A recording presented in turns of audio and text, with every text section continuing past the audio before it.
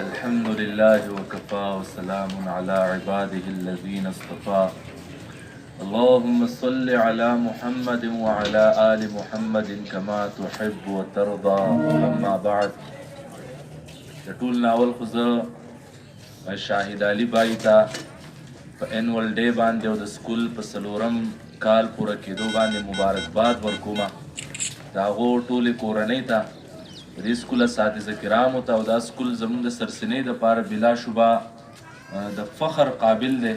زه به د خپل ټول کلي چې څومره مشران کشران راغلي دي زه به تاسو ټولو ته مبارکباد وایم. د دې موقع په مناسبت سره زه به تاسو ته صرف یو خبره وکړم. په دې دنیا کې دوه پیرې جنگ عظیم شوی دی او دویم پیر جنگ عظیم د هغې په نتیجه کې 15 کروړه خلک مړه او اله ختم شو چې په جاپان باندې امریکا 2 اټم بمې وغورځولې. په 6 اګست 1945 باندې د جاپان په ښار په هیروشیما باندې امریکا اټم بم وغورځو او چې په کومه ځمکه باندې اټم بم وغورځېږي په یو سیکنډ کې د هغې درجه حرارت هغه لکاو سنټیګریډ ته وخیږي په 100 ډګري سنټیګریډ باندې اوبه خوټ کېږي. د اټم بم په یو ځمکه باندې غورځېدل او د هغې ټمپریچر په لکاو ډګري سنټیګریډ ته ختل د یو قیامت صغرای د سیکنډ په 80مه حصه کې هغې اټم بم 11 میټره د اور ګوله جوړه کړه چې هغه په یو سیکنډ کې 11 کیلومیټره ایریا هغې په خپل لپیټ کې واغسته.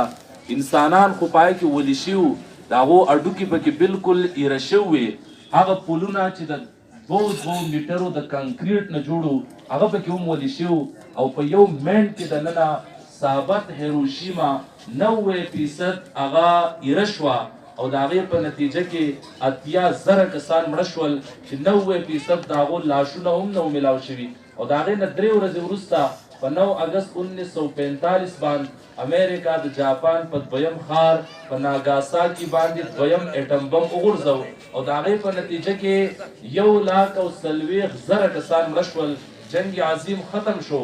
د جاپان بادشاه سرنډر وکړو امریکا ته او امریکا په پوره جاپان باندې قبضه وکړه. د هغو فوج ختم کو د هغو سیویلین حکومت ختم کو او جاپان لاړ د امریکا غلامۍ ته.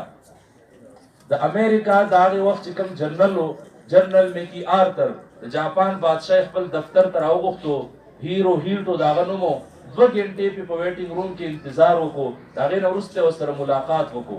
په دې دنیا کې تر اوسه پورې 2 بادشاهۍ قایم دي د تایلینډ بادشاهت او د جاپان بادشاهت چې دا ملکونه خپل بادشاه ته نعوذ بالله د خدای درجه ورکوي. اوس هم چې د بادشاه د محل مخې ته په جاپان کې څوک تېرېږي هغه د خپل ګاډي نه راکوشي او د جاپان د بادشاه د محل مخې ته خپل سر ښکته کړي. جاپاني قوم به دا وي موږ جنګ وبېلو زموږ په لکاو خلک پای کې ختم شول زموږ حکومت تباه شو. دا زموږ دپاره د شکست خبره دومره نه وه لکه څومره چې زموږ د بادشاه بېعزتي امریکنز کړې ده او یو ورځ به موږ د امریکې نه د خپل بادشاه د دې بېعزتۍ بدل اخلو. یو ورځ راله 14 نومبر 2009 چې باراک اوباما د جاپان دورې ته لاړو او د جاپان د بادشاه سره ملاقات وکړو او د جاپان د بادشاه د پروتوکول تحت د دنیا د واحد سپر پاور د امریکا پریزیډنټ باراک اوباما د هغه هیرو هیټو بادشاه د زوی د ایکیو هیټو مخې ته د پروتوکول تحت خپل سر ښکته کو. دا په ټول پوره دنیا راواغستو او بادشاه پوره دنیا مخې ته د امریکې صدر هغه بالکل ټیټ ولاړو او جاپاني قوم دا ووی نن د امریکا نه موږ د خپل شکست بدل واغستو. جاپان نن د دنیا دریم غټ معیشت دی. د هغو سره اټم بم نشته دی د هغو سره آرمي نشته دی. اوس هم د دنیا هر یو کور داسې دی چې جاپاني قوم دا دعوه کوي په هغې کې به میډ ان جاپان پروت وي. د دنیا د ټول نه پاورفل پاسپورټ د جاپان ریډ پاسپورټ چې 180 ملکونو ته هغو ویزه نه لګوي هغه صرف ټیکټ راخلي او د یو ملک په په ایرپورټ باندې کوزيږي او چې دا پاسپورت سوکيږي بغیر د ویزې ته هغه ته داخله ده. یو طرف ته دا ترقی یافته یخ قوم دی او بل طرف ته زموږ پاکستان هم دی. زموږ سره د دنیا وم اټومي طاقت یو مونږه د دنیا پنځم غټ آرمي زموږ سره موجود ده. د هغې باوجود تاسو به یاد وي چې امریکا 14 ملکونه نامینیټ کړو چې په هغې کې اولنی ملک زما پاکستان و چې د دې 14 ملکونو کسان زموږ ملک ته راځي نو موږ به د هغو کپړې اتار کرتا لاشي اخلو په ایرپورټ باندې. حالانکه زموږ سره اټم بم موجود دی، حالانکه زموږ سره د دنیا پنځمه غټه آرمي موجود ده. تاسو د جاپان په دې ترقۍ باندې او تاسو د پاکستان په دې تنزل باندې چرته غور وکئ. د 1980 پورې دا په دې دنیا کې یو سوال و چې قومونه څوک جوړوي؟ قومونه عوام جوړوي که قومونه لیډران جوړوي؟ خو د 1980 نه وروسته چې کله دنیا په 21مې صدۍ کې قدم ایښودی دی د دې دنیا ته دا سوال میلاو شوی دی چې قومونه نه عوام جوړوي نه قومونه لیډران جوړوي، قومونه صرف د تعلیم په زور باندې رغېږي، قومونه د یو بهترین تعلیمي نظام په زور باندې جوړېږي. زموږ پیغمبر په خپل عمل سره دا خبره موږ ته ښودلې ده. قرآن دې دنیا ته نازل شوی او د دې قرآن په وجه باندې هغه قوم چې چا په حکومت کول نه غوښتل هغې ته د جاهلیت دور ویلی کېږي. خو چې قرآن راغی هغه قوم یې راوچت کړو. د هغې قرآن اولنی لفظ خدای پاک نازل کړو اقرا تولولا. زموږ پیغمبر په خپل عمل سره موږ ته د علم او د تعلیم اهمیت مخې ته ښودلی دی. هغه جاپاني قوم چې امریکا ته سرنډر وکړو په هغې جاپاني قوم درخواست کړو امریکې ته دا چې تاسو زموږ نه حکومت واغستو، زموږ نه ځمکه واغسته، زموږ فوج تاسو تباه کړو، زموږ طاقت تاسو تباه کړو، خو درخواست به دی تاسو به زموږ تعلیم نه څېړئ، تاسو به زموږ نظام تعلیم نه څېړئ. جاپاني قوم د تعلیم په باره کې د 2 فلسفو قایل دي. په تعلیم کې همیشه تسلسل ساتي او په خپل معیار تعلیم باندې کمپرومایز نه کوي. هغه ملک چې په هغو اټم بم وغورځېدو په دغه ټایم کې د هغو هیروشیما چې کم ټیکنیکل کالج دی د هغې پریکټیکلې روانې وې. تاسو به حیران پاتې شئ په هغې ځمکه اټم بم وغورځېدو د هغه ټیکنیکل کالج 90% آبادي په هغه اټم بم کې مړه شوه. خو یوه میاشت بعد هغو د هیروشیما نه بهر یو خیمې ټیکنیکل کالج جوړ کړو. هغه 5% چې د هغو سټوډنټان کم باقي وو هغې راوستل ټیکنیکل کالج ته. هغه استادان چې کم ژوندي وو او زخمي وو هغې راوستل ټیکنیکالج ته او خپل پریکټیکلي جاري وساتلی. په 2011 کې په هغو باندې سونامي راغلې وه. د هغو 6 لاک عوام در بدر شو خو هغو د خیمې سکولونه راکړي ول او خپل تعلیمي نظام جاري ساتلی و. د علم په پاور باندې دنیا ترقي کوي، د هنر په پاور باندې دنیا ترقي کوي. مونږ مسلمانان یو، مونږ په پیغمبر باندې ایمان راوړی دی. هغه پیغمبر چې د غزوه بدر هغه قیدیان په دې شرط باندې واپس کړو چې 10 کسانو ته به دې لیک ناپړ نه وښی نو زه به بغیر د پیسو نه آزاد کما. هغه پیغمبر چې هغه مونږ ته ویلو چې په تاسو کې بهترین هغه دی چې هغه تعلیم بل د قرآن ورکوي، په تاسو کې بهترین هغه دی چې قرآن د بل نه زده کوي. هغه قرآن چې موږ ته دا ویلي دي چې پوه خلک او ناپوه خلک په دنیا کې برابر نشي کېدی. هغه قرآن چې هغې موږ له د علم تعلیم راکو چې د الله په نسبت باندې پوه خلک د الله نه ډېر زیات تېرېدونکي خلک دی. هغه اسلام چې هغې دا قانون جوړ کړی د عمر فاروق صاحب په دور خلافت کې چې چاله لیک ناپړ نه ورځي نو دی به مجرمي باقاعده به سړی راونیولی شو، محکمې به جوړې وي د هغې دپاره وي تا لیکل او لوستل درځي که نه درځي. چې چاله به لیکل لوستل نه ورتل هغه گرفتار کړی شو، هغه جیل ته به ولېږلی شو. په هغه جیل کې به هغه ته لیکل لوستل زده کولی کېدل. باقاعده نصاب مونږ جوړ کړی د دې دنیا چې څومره علوم دي د هغې په سر به تا ته مسلمان په نظر باندې راځي. د دې دنیا چې څومره ایجادات دي د هغې په سر به تا ته مسلمان په نظر باندې راځي. د علم په طاقت باندې مونږ په پوره دنیا باندې غلبه حاصله کړې وه. 1000 کاله د علم په طاقت باندې مسلمان په پوره دنیا حکومت کړی دی. نن مسلمان د علم نه محرومه شو، نن مسلمان د هنر نه محرومه شو. د افسوس مقام دی چې مونږ په داسې قوم کې اوسېږو د دې کلي مشران ناست دي او اهل علم ناست دي، هوښیاران خلک ناست دي. څومره د افسوس مقام دی. هغه قوم به څنګه ترقي وکړي چې هغې قوم کې هنر یافته خلکو ته په معاشره کې په کم نظر باندې کتلی کېږي. ته زموږ د پښتنو حسب نسب راواله، مونږ د پښتنو حسب نسب تقسیم په څه باندې کړی دی؟ مونږ د هنر باندې تقسیم ټینګ کړی دی. موږ هغه کورونو ته په نظر کې بد ګورو چې د هغو مشرانو هنر ته لاس کړو، د هغو مشرانو کپړې جوړې کړې دي، د هغو مشرانو به لوښي جوړول، د هغو مشرانو به د وسپنو نه آلات جوړول، د هغو مشرانو به د لرګي نه آلات جوړول. موږ د هغو هغه هنر د هغو پیشه وګرځوله، هغه پیشه د هغو نسب وګرځو او هغه نه پیشې والا خلک موږ په نظر کې وغورځول چې دا زموږ د معاشرې لاندې خلک دی. هغه قوم به ترقي څنګه وکړي؟ د هنر په وجه باندې قومونه ترقي کوي، د تعلیم په وجه قومونه ترقي کوي. نن 155 کروڑ آبادی ده د چاینا، د پاکستان 23 کروڑ آبادی، د پاکستان نه 6 گنا غټه آبادی ده، 155 کروڑ آبادی او په پوره دنیا باندې هغه معاشي دیو دی د هنر په لاس باندې. 36000 ملټي نیشنل کمپنیانې دا په چاینا کې کار کوي. نن ملیشیا یو پاور لري د ایشیا، هغه ملیشیا چې ورکوټه هم ته ملک د پاکستان په مقابله کې او د هنر په لاس باندې او د تعلیم په لاس باندې. تاسو ته په پته هغه قصه چې دا اوس صدر تلو د برتانیې په دورې باندې او د برتانیې اخبار دا کارټون جوړ کړو او مزاق یې پوړاو کړو. اوس هم د ملیشیا صدر د مهاتیر محمد او چې هغه د برتانیې د وزیر اعظم سره ملاقات او هغه اخبار ورته کېښودو، وستاسو اخبار زما کارټون راخ کړی دی او زما مزاق یې وړاو کړی دی. د برتانیا پرایم منسٹر ورته وی دلته کې میډیا آزاد ده، موږ په میډیا باندې لاس نه رسي. هغه ورته تاسو خپل میډیا ته د میلمه د اکرام چل نه دی ښودلی. زه ستا سره دې ملاقات ته تیار نه یم.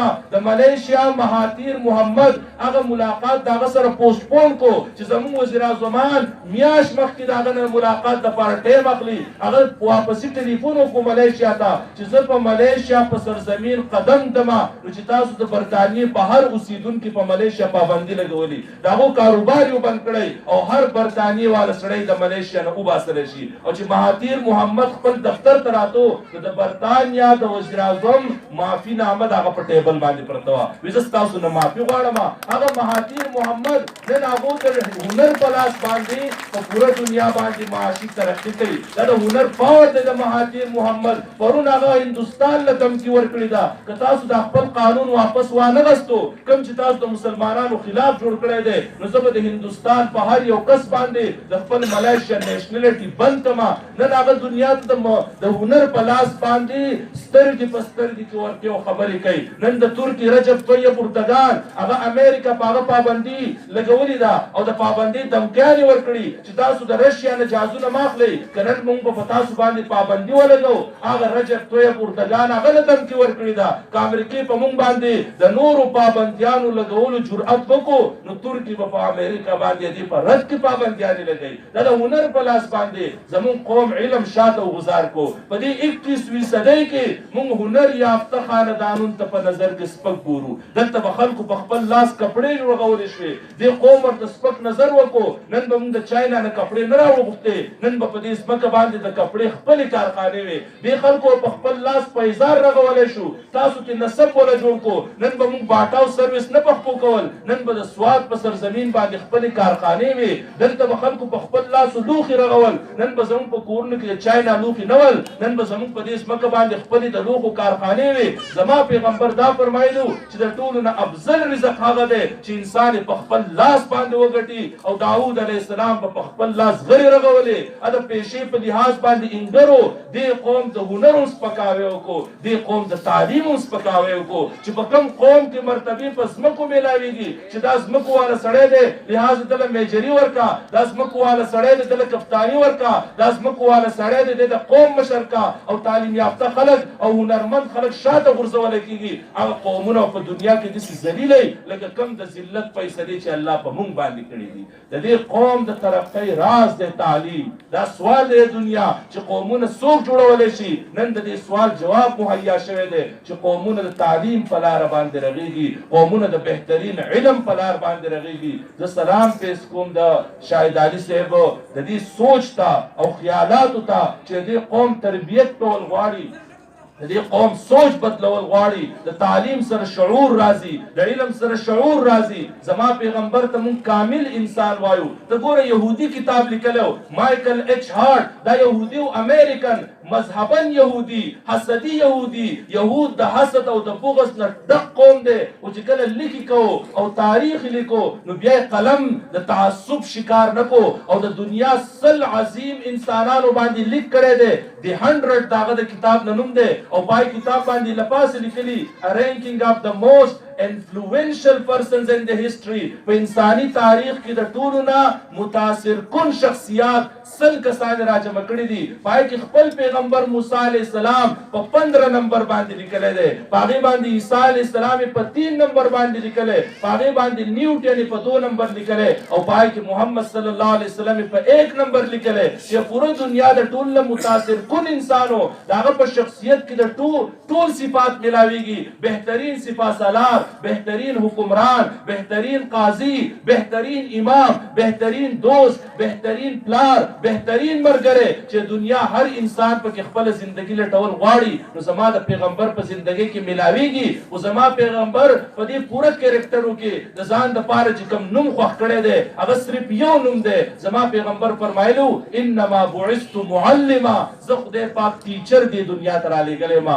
زه خدای پاک استاد دی دنیا ته رالیږلی ما، زه د علم خورون کې الله پاک دی دنیا ته رالیږلی ما. تر څو پورې چې دې امت نوی نسل ذهن ته علم مونږ نه ننستلی، د دې د ذهن تربیت په علم باندې نه شوی، تر څو پورې چې زمونږ د پښتن قوم په ذهن کې دا خبره نه راغلی چې افضل سړی علم والا سړی دی، غوره سړی پوهې والا سړی دی، غوره سړی هنرمند سړی دی، تر هغه وخته پورې دا قوم ترقۍ طرف ته نشي تللی. تر هغه وخته پورې دا قوم د سیالو سره سیال نشي کېدی. تر هغه وخته پورې مونږ د ترقي یافته قومونو په صف کې نشو ودرېدی. دا جنګونه د ځمکو په سر باندې ځمکو والا ته عظیم ویل، مالدار سړي له قدرمن حیثیت ورکول، پاورفل سړي له قدر ورکول، دا اسلامي تصورات نه دي. اسلامي تصور خدا دی چې انسان په کردار باندې اوچتېږي. اسلامي تصور خدا دی چې اسلام په علم انسان په علم اوچتېږي، انسان په پوهې باندې اوچتېږي. د داسې ادارو ډېر ضرورت دی. الله دې په دې قوم کې داسې ادارو والا خلک پیدا کړي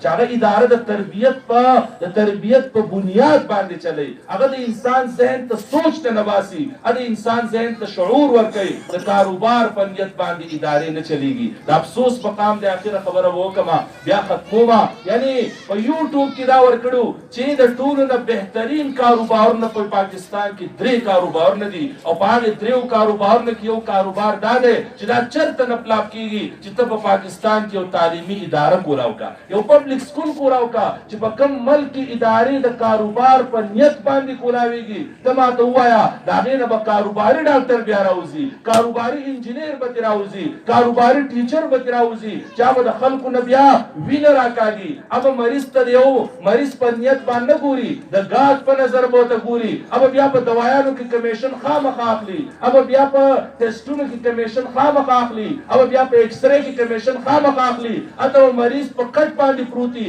او دا سوچ کې دی مریض ته مزه پیسې څنګه راو باسما. هغه انجینیر چې هغه د کاروباري ادارې نه راوته دی، اب بیا د قوم روډ چې جوړیږي اب د روډ د پیسې راو باسي، چې سکول جوړیږي د سکول نو پیسې راو باسي. او چې داسې تربیت دی وړول ورکړي شي، داسې تربیت والا خلک دا به مسلمان ډاکټر مخ ته راځي، مسلمان انجینیر په مخ ته راځي. او که ډاکټر او انجینیر را نشي دومره خطرناک خبر نه ده او چې بهترین قوم مخ ته راشي. نو تاسو ټول پیرنټس ته زما درخواست ده ته دومره خوشاله شوم په دې باندې چې انعام ورکول کېږي او پلار را غوښتل کېږي او په دې باندې چې بهترین پیرنټس ته انعام ورکړی شو چې هغه پیرنټس د خپل بچو تپوس کوي، د خپل بچو په تربیت باندې خوشحاليږي. زمونږ مفتی شکیل احمد صاحب مدرسه ده باقي دستاربندي وا هغه اعلان وشوي د دې بابرکت محفل آغاز په تلاوت سره کو او تلاوت لپاره بس سات راشي. سات زموږ د مفتی صاحب ورکوټه بچی دی د 3 کالو ماشومو. مفتی صاحب هم حیران شو چې دغه پرون نابل ورځ لا بل ورځ ما مدرسې ته کې نولې دی دغه قرآن نه ورته چې دی بس وای هغه استاد ورته د قرآن مجید یو څو آیتونه یاد کړو چې هغه ورکوټه سات راغې مې راوغستو او هغه اعوذ بالله وی او بسم الله وي او د قران یو څو آیتونه وي نو پلار ورته مخامخ ناسو هغه پلار خوشاله دو او د مخ هغه رنگ دي سره روخانه کېدو لکه سړی ته چې ډیر غټ دولت ملاويږي او چې څنګه هغه ورکوټي ساد وي صدق الله العظیم. نو مفتی صاحب ډیر خوشاله شو د خوشاله ته لاس چاپیره کړل خپل کو 100 روپے ول په انعام کې ورکړي مې کې راوغستو دا استاد شکریا ادا کړه چې ستا په وجه زما د بچی په جواب باندې د قران الفاظ راغلو زما به ورسته بیانو ما د خلکو نه تاسو کو ما تاسو ماته وای چې دا سال ډیر خوش قسمت ده او کدا پلار مفتی شکل ډیر خوش قسمت ده د خلکو دا خیال چې دا پلار خوش قسمت ده ځکه زوی د وړوکوال نه په نیغه لار روان ده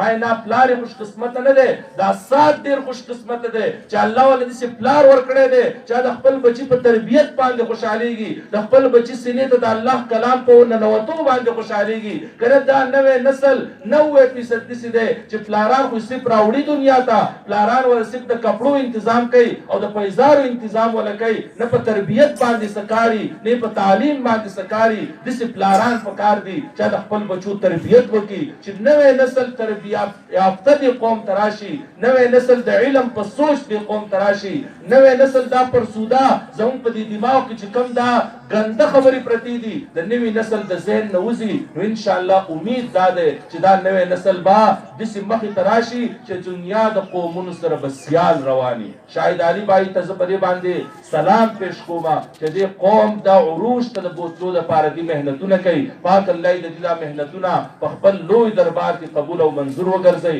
الله پاک دې کم مقاصد چې دوی لیکلي دي د کم مقاصد چې دې بار بار اظهار کوي پاک الله دې هغه مقاصد لا عروج ورکی. واخر دعوانا ان الحمد لله رب العالمين.